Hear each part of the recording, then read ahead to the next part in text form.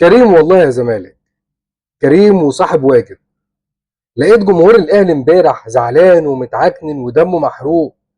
لا والله ابدا، انا اقدر اسيبك كده؟ تعالى والله لا اضحكك، لازم اضحكك. فريق لسه صاعد. تعالى، عايز نقطة؟ هطير عايز 3 نقط؟ هطير عايز لعيب فري؟ هطير. كريم والله مش عارفين من غيرك مين اللي كان هيهون علينا الاوقات الصعبة دي. يعني احنا بنعيش الفترة دي بصراحة اوقات صعبة جدا يعني، والبداية موسم مش حلوة من الاهلي.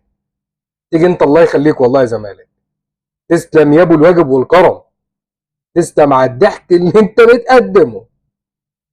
بس تعالى، تعالى وسيف الفيديو ده عندك، عشان ان شاء الله واحنا بنحتفل بالدوري في اخر الموسم تفتكر الكلام ده، ان كله بيعيش الوهم والدوري اهلاوي. ما تبعتهالوش بقى، دجله اديها له. سلام.